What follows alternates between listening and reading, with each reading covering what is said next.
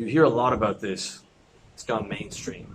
Alpha males versus beta males. Okay, I'm feeling looking like an alpha male today. I've got my shirt on, my head shaved. That's all a myth. None of that's real.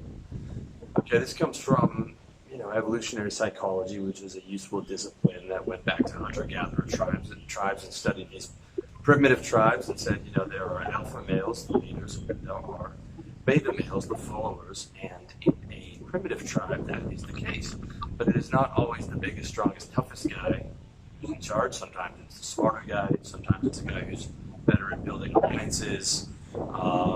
Sometimes it's run as sort of an oligarchy with a male on top of that who's built these alliances, and it's much differently the case in this knowledge-based economy. Okay, I don't care if the guy's 6'4", he's jacked, he's got prison tattoos. Bill Gates, all right, outranks him by about 1 million in a knowledge-based economy because money and resources are no longer given to the strongest and the toughest, and there's so many variables. Okay, so instead of alpha or beta, a much better characteristic is just leader. Like at the end of the day, alpha really means leader, and here's the reality: it's like no one's a leader across all situations. Most people are not. Okay, there are some situations where, like airport customs, for example. I don't like the fact that I have to take my shoes off and go through a scanner, but I've got to go and be a good boy and do what I'm told. At customs, anytime you're dealing with law enforcement, if you have a job, you can be as naturally dominant as possible. You still have to submit to your boss to be able to get those resources. So the first thing you should think of is, yes, you want to be able to get to a position to be a leader because you get more resources, you get more respect and all those good things. But you have to earn it, you have to play it.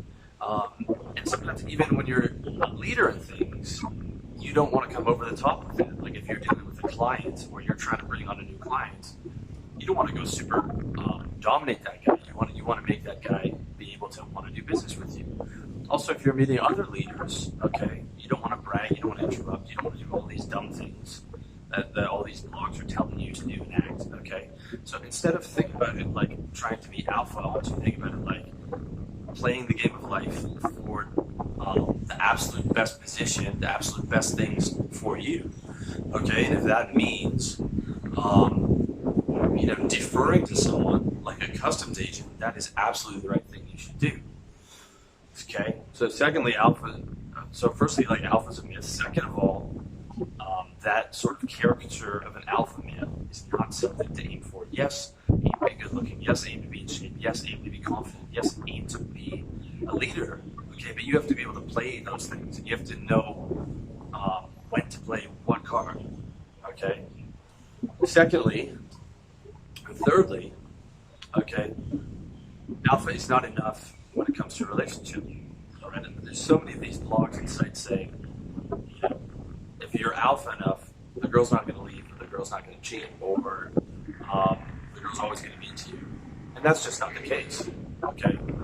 Every single relationship is conditional and temporary. Every single one, whether it's male friends or female friends, it's conditional and temporary, okay? Because at the end of the day, one of you dies, okay? So you could be together 50 years, one of you dies. That relationship's over. It's temporary, it's conditional. As the Buddha said, all things are. Okay, so nothing is certain, nothing is guaranteed. There's no relationship that's for sure going to last forever because you're alpha. Okay, does it enhance the chances of like, let's say, like if you are confident and successful, does that make you more attractive to women? Absolutely.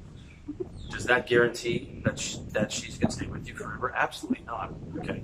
First of all, you can lose girls for being quote-unquote too alpha, which means too dominant, too remote, too inaccessible, too invulnerable. At the end of the day, ideally what women want is sort of like a confident, successful man who's also able to speak their emotional language. So it's like 70% of that masculine side, but then 30% of that is like really like being able to speak to her on an emotional level, being able to take care of her emotionally, being able to tell her things like I love you, and lots of bonding behaviors, and being able to have lots of fun, not being domineering. So you can lose a girl by being too masculine. Okay, now, yes, absolutely, you can also lose a girl by being too quote unquote submissive or beta, whatever words you want to use. So just but know that just being quote unquote super alpha, even if you're really good in bed, will not keep a relationship. Okay, and like I'll give you a couple examples. Tom Cruise, okay, could not keep Katie Holmes. Brad Pitt got dumped by Angelina Jolie. These are some of the most successful, good-looking guys in the world.